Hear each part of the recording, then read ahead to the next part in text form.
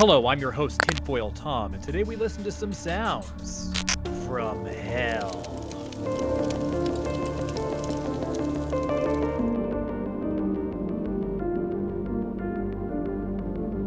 I can't say for certain what is deep beneath the bunker I stand on. As it is, I'm surrounded by at least 6 feet of an assortment of various metals and alloys on all sides. EMPs? Not getting in. Shoulder-mounted surface-to-air missiles? Come on, yeah right. Nuclear blasts? Not a chance. But I can't say for certain what happens when you dig deep out there. In the outside world, a world full of government assassins, rabid animals, and fat-free cookies. And I wouldn't want to know. Sometime in the late 1980s, as the legend says, a team of Russian scientists allegedly dug a hole, or a borehole as it's known, 9 miles deep into the earth and broke through a cavity into something otherworldly. What on earth could possibly be behind this strange wall that had been broken through at such a depth? Slowly, carefully, they lowered a heat-resistant microphone into what has become known as the well to hell. So fantastic was this tale that it eventually reached the eyes and ears of Art Bell, host of Coast to Coast AM, a famed AM talk show dealing with all manner of the supernatural. And so it was that on a nightly broadcast in 1998, Bell played what had been sent to him from a listener, a recording of what was allegedly the sounds of tormented souls recorded from miles beneath the surface of the earth. As Art also warns you, this is frightening stuff. And roll tape. Now, I've got a clean copy of it now, and I warn you, this could scare you. Here's the email. Dear Art Bell, I just recently began listening to your radio show and could not believe it when you talked about the sounds from hell tonight. My uncle had told me this story a couple of years ago, and I didn't believe him. Like one of your listeners who discounted the story as nothing more than just a religious newspaper fabricated account. The story about the digging of the hole and the hearing of the sounds from hell is very real. It did occur in Siberia. My uncle collected videos and audio tapes and so forth on the paranormal, supernatural. He passed away fairly recently, but he would have loved your show. He let me listen to one of the audio tapes that he had on the sounds from hell in Siberia, and I copied it. He received his copy from a friend who worked at the BBC. It took me a while to find it tonight, but attached is that sound from my uncle's tapes. It's not the greatest quality, but the sounds are there. I was very hesitant to send you this, as the sound bothers me to listen to. I'd suggest that if you do play it on the program, warn listeners in advance so they may have the option of turning the radio off for 30 seconds while it plays. It has always haunted me. To those who discounted the Siberia sounds from hell story, it is true, and I, for one, wish it wasn't. Rick, listening from Chicago. And so I submit now the cleaned, a better copy to you, and I warn you, what you are about to hear is very disturbing indeed.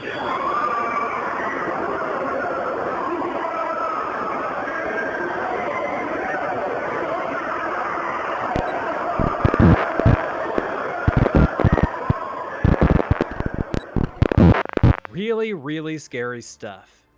But was it true? Well, yes and no.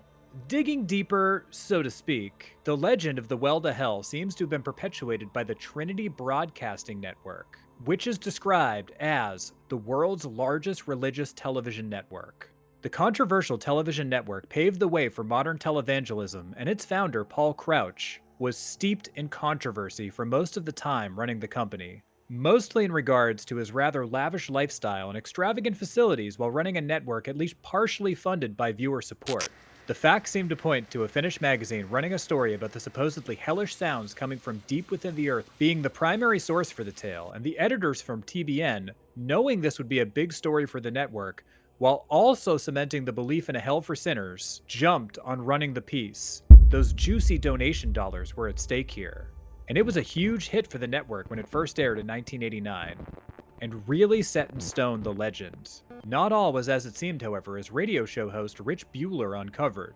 It would seem the Finnish magazine that originally ran the story was actually an evangelical Lutheran publication whose staff had written a story based on an account they had read in a local Finnish newspaper, and was found in a section of the paper where they essentially ran whatever was sent in, unchecked. Even more fantastic was the story of Age Rendelin, a Norwegian schoolteacher who had first heard the story on TBN while on vacation in California. Seeing how far he could push the story, Rendelin clipped a newspaper article when he was home in Norway with a false translation supposedly showing a project lead on the drilling operation named Dr. Azakov, who described a demonic bat-like entity emerging from the borehole along with a mountainous cloud of gas which spewed forth the words, "I have conquered," against the sky, much to the terror of the scientists. TBN again ran the story unchecked when it was sent to them, and the tale grew even larger into legend. Even after Bueller tracked down Rendelin, who then admitted the entire thing was a hoax to dupe TBN, and he had falsely translated the newspaper before sending it off to America, did nothing to slow down the story from continuing to snowball. The believers wanted to believe, and the actual article was about nothing more than a local building inspector that Rendelin translated into something more spooky. Bueller would say on his blog, quote, "Characteristic of many urban legends, this story was alleged to have occurred in an obscure part of the world, where it would be virtually impossible to track down the facts. And once the story got started, people began quoting one another's newsletters to validate their own. This is the stuff of which tabloid newspapers are made." End quote.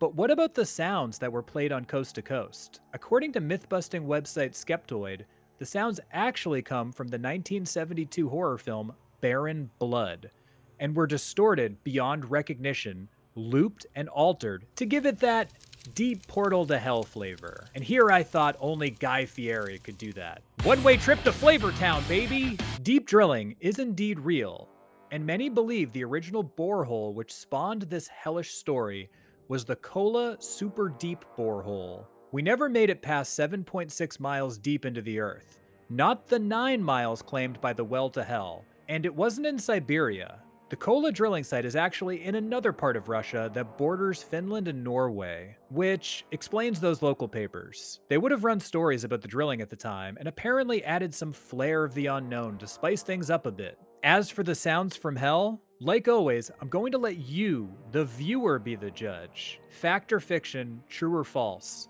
that's up to you. Until next time, I've been your host Tinfoil Tom saying, I'm ready to believe you. Bye-bye. Want more truth? Every week, Tinfoil Tom presents to you the Unbelievable Mysteries Podcast.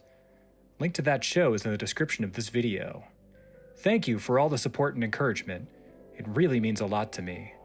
And if you could do me one huge favor, please ring that bell so you get notifications when an upload is posted to this channel. Thank you for your commitment to the truth.